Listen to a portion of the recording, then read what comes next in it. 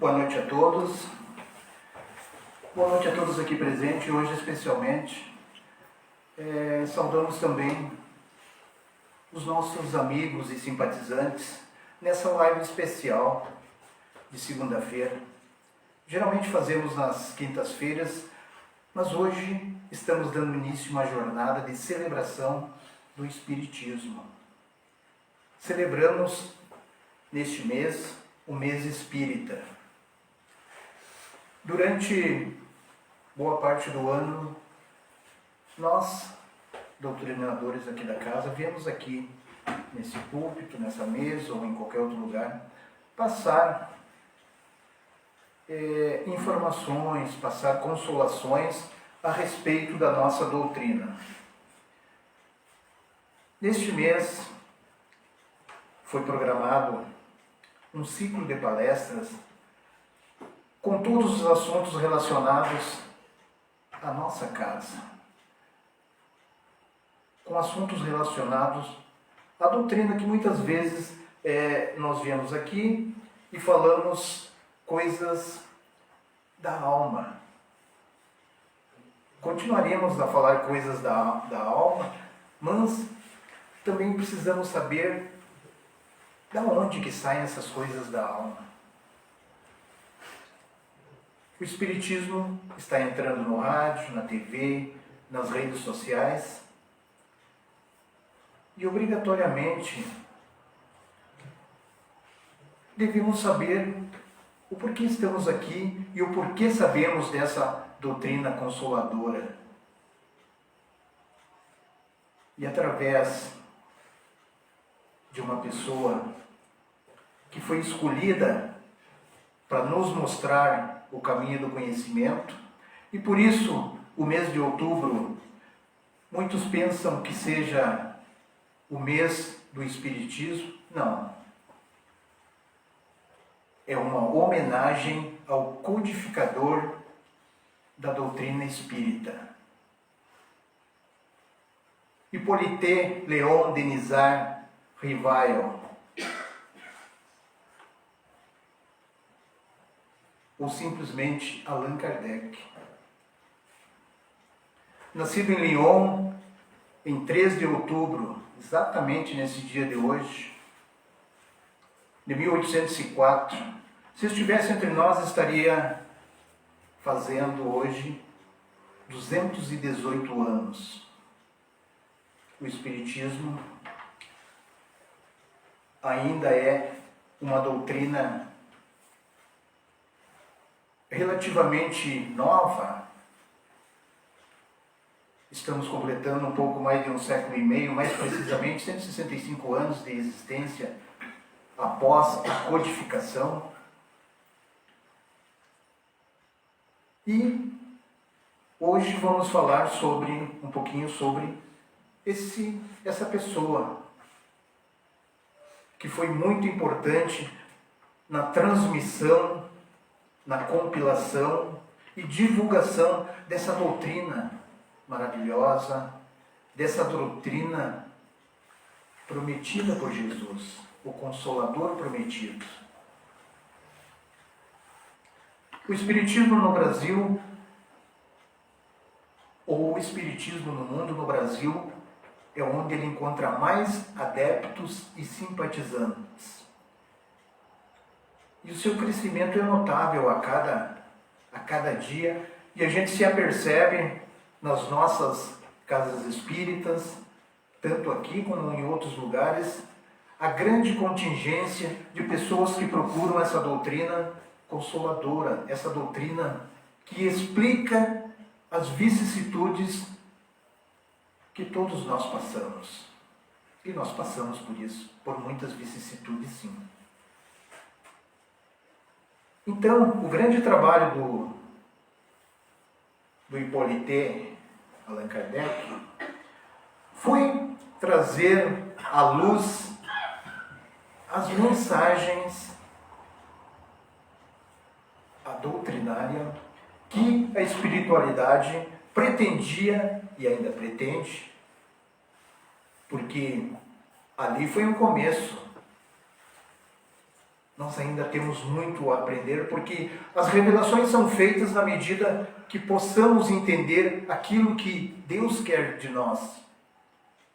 E elas vêm a conta-gotas porque o nosso entendimento, o entendimento de que, do que realmente o Pai quer de nós, muitas vezes, pela nossa imperfeição, nós não conseguimos alcançá-la. Então, muitas vezes, ela vem de uma forma branda, pequena, para que possamos assimilar e entender, porque não adianta nós pegarmos uma chuva de informações de todos os lados e não conseguimos assimilar. Allan Kardec nasceu numa família de intelectuais, seu pai era juiz de direito e sua mãe era professora. E ele logo se destacou como um bom estudante, disciplinado, regrado. E quando por volta de 1854 ele foi convidado a entrar neste ciclo para trazer as informações da espiritualidade, por todo o seu treinamento, porque ele era professor, ele era escritor, médico formado, ele era muito cético. Ele literalmente encarnava aquele santo que diz que precisa ver para crer. E ele foi convidado aí a muitas reuniões na França e em vários países da Europa para ver quando começou a surgir os fenômenos das mesas girantes. A maioria já deve ter ouvido falar alguma coisa disso, que onde era que as mesas giravam e transmitiam mensagens. E ele não acreditava. Ele dizia que se elas tivessem músculo, se elas tivessem músculo para sentir e cérebro para falar, ele acreditaria. Senão para ele seria simplesmente um espetáculo, porque foi um fenômeno na época que explodiu as mesas girantes nos grandes salões da Europa, onde começou, principalmente na França, onde começou toda a história do espiritismo. Mas Kardec, um dia, recebeu a visita de um espírito, o Espírito Verdade, que veio lhe confessar que ele foi escolhido para codificar a doutrina espírita, porque eles já eram conhecidos de outras reencarnações. Kardec foi um druida. Druida era um componente do druismo, que era uma religião pagã celta na Grã-Bretanha, ao qual ele fazia parte. E ele também foi, noutra encarnação, um professor, João Rus, que foi queimado na fogueira nessa vida, nessa reencarnação dele, porque ele contestou alguns adventos da igreja, da religião dominante na época. Ele foi queimado vivo e a história nos conta que isso era muito comum em certa época, que se dedicava apenas, que deveria existir apenas uma religião nesse universo, nessa orbe. E como ele contestava, ele foi queimado vivo. Mas voltando à sua conversa com o Espírito Verdade, ele disse a Kardec que ele poderia desistir de tal tarefa. Ele era a pessoa indicada para fazer a tarefa que a espiritualidade necessitava, porque era um momento que precisava-se dar luz às atividades que o Espiritismo queria pregar, que o Espiritismo queria dar para a humanidade, para o homem se melhorar. Porque o Espiritismo, essa filosofia religiosa,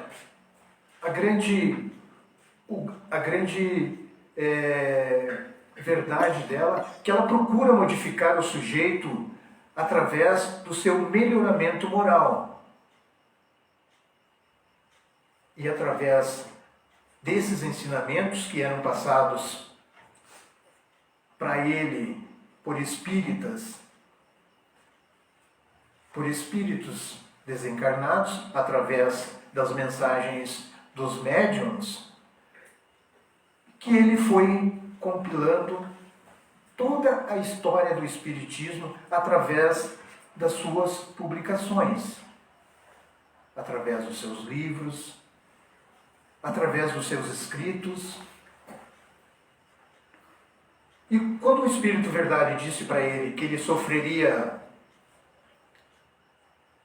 muitas privações, que ele sofreria muitas perseguições, que ele sofreria muitas angústias,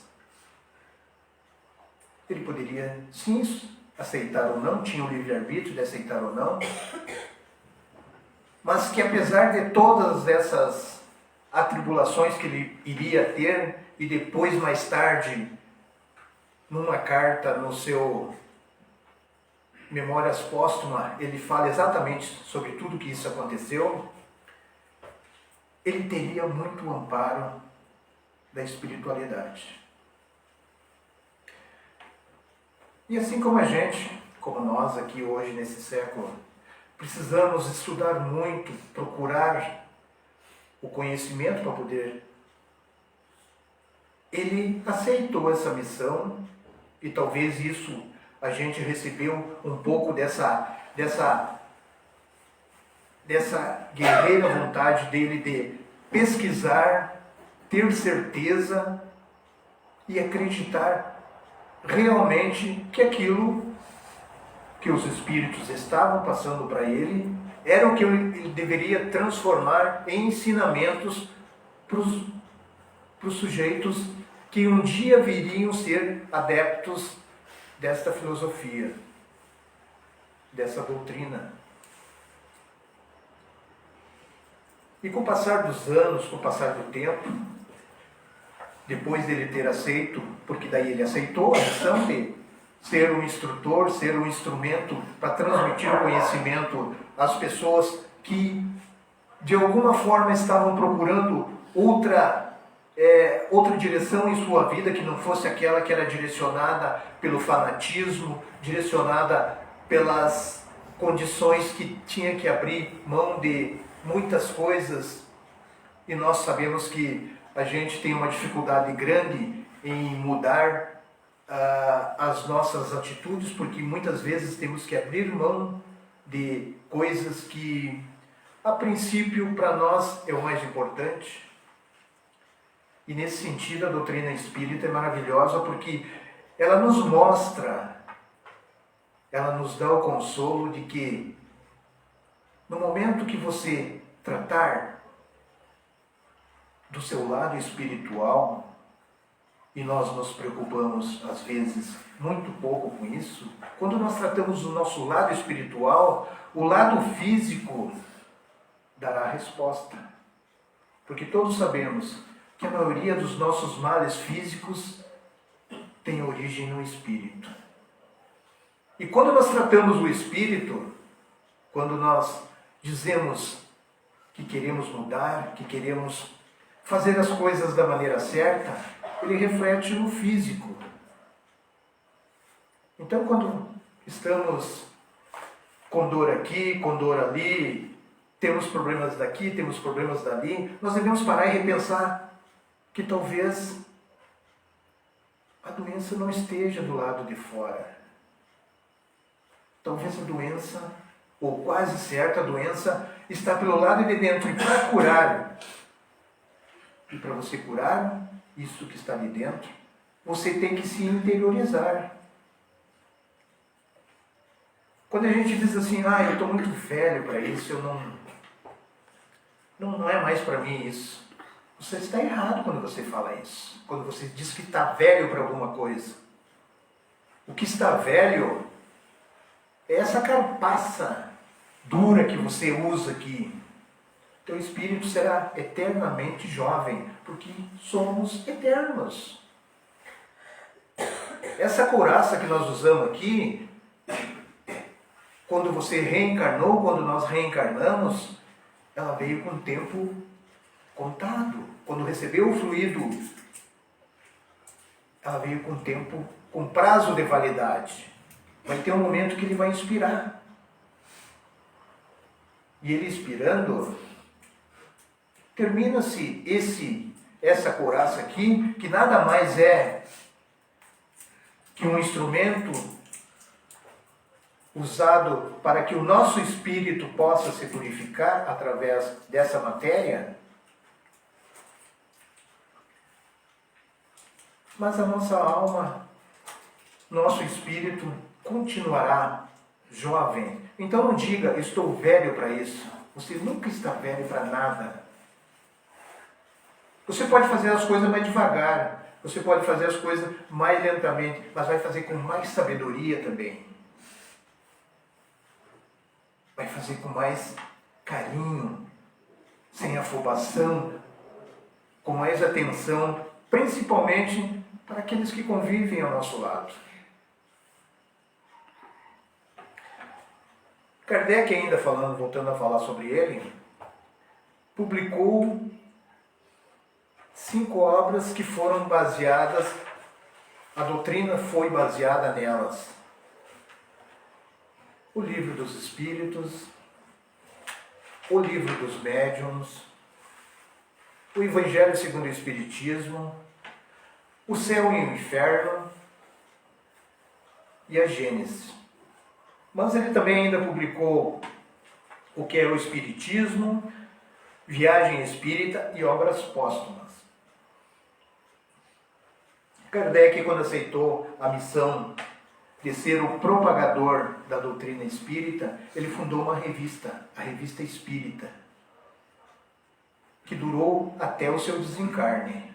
A Revista Espírita era um periódico semanal, mensal na verdade, que trazia as informações, que fazia a divulgação da doutrina espírita. Trabalho esse que foi, ao longo dos anos, ao longo do século, transmitido aos adeptos da doutrina. A nossa função, o nosso trabalho aqui hoje é de divulgar essa doutrina, é de mostrar que o quanto ela é consoladora e o quanto ela pode nos ajudar. Porque quando vocês vêm na nossa casa, quando vocês vêm aqui, por qualquer motivo que seja, nós estamos recebendo muito de vocês também. Nós estamos recebendo muita coisa, muita ajuda, porque quando se faz um trabalho numa casa espírita de coração, de bondade, de amor,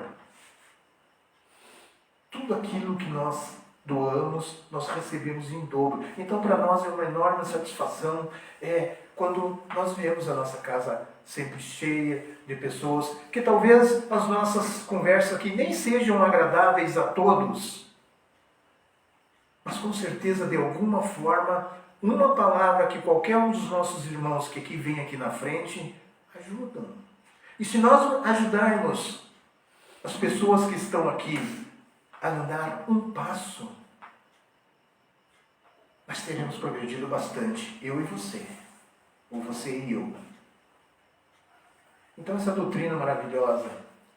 E hoje, no aniversário de Allan Kardec, essa doutrina consoladora que sempre, de alguma forma, nos dá resposta para as nossas aflições.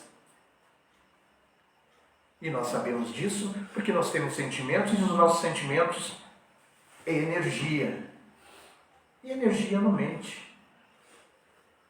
A energia sempre vai dizer aquilo que nós estamos necessitando e precisando. Então, quando nós assimilamos essa energia, quando nós queremos nos mudar, porque não são as palavras dos doutrinadores daqui que vai modificar a nossa opinião, de maneira alguma. É você. É você que tem esse código dentro de você, essa codificação dentro de você, que vai fazer você querer trazer a luz para a tua jornada.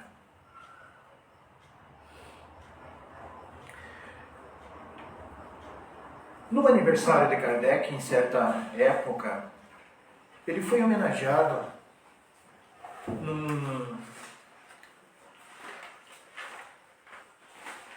numa carta psicografada que Chico Xavier recebeu, que era de um texto lindo, maravilhoso, que vocês me permitem ler para vocês, homenageando-o no seu aniversário, que diz assim: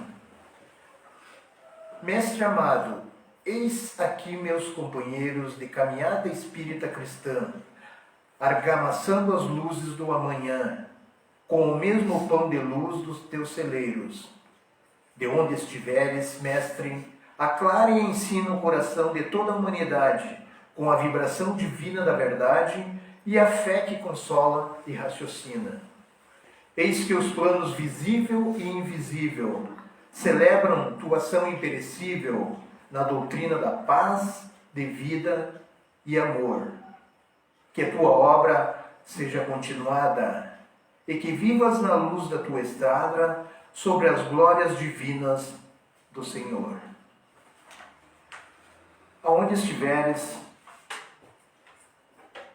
que esse grande mestre, que esse grande estudioso, que esse grande pacificador de almas receba o nosso amor, receba o nosso carinho e a nossa gratidão por nos ter dado a oportunidade de estarmos aqui frente a essa doutrina que, repito, consoladora e maravilhosa.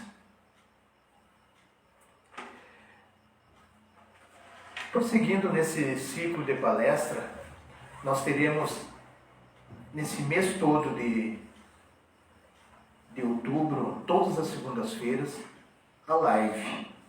A de quinta-feira normal também continuará, mas nesse mês passaram por aqui muitos temas relativos a essa doutrina.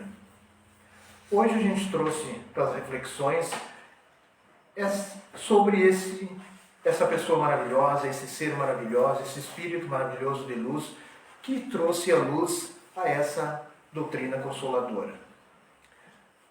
Então, meus irmãos, agradeço a atenção de todos. E nesse momento convido-os a relaxarem nos seus assentos para nós recebermos o passe espiritual. Amado Mestre, Deus Pai Todo-Poderoso, neste momento elevo meu pensamento a Ti, pedindo que você me ampare em Teus braços, me traga o consolo, que seja a minha guarida nas minhas aflições. Perdoa pelos meus erros. Acuda-me nesse momento de angústia e que eu possa sair daqui melhor do que quando cheguei. Que eu possa levar junto comigo essa energia maravilhosa dessa doutrina que me consola, que me conforta e possa repartir junto aos meus entes queridos e possa ser também um transmissor desta bondade, desta fé que transborda neste momento no meu coração. Pai amado, obrigado por mais esse dia, obrigado pela vida. Que o amparo e o conforto nesse momento chegue a todos os nossos irmãos através desse facho de luz que vem direto da espiritualidade e penetra através do seu chakra coronário, passando por toda a sua corrente sanguínea, limpando, levando um oxigênio renovado, energias novas, e tudo aquilo que estava de ruim lá dentro seja transformado, levado ao universo e transformado novamente em energia do bem. Queridos irmãos, neste momento, sintam-se abraçados, sintam-se acariciados pela mão poderosa do Mestre Jesus. Ao retornar aos seus lares, levem convosco todo esse amor, toda essa proteção. Vamos em paz e que Jesus nos acompanhe. Que assim seja.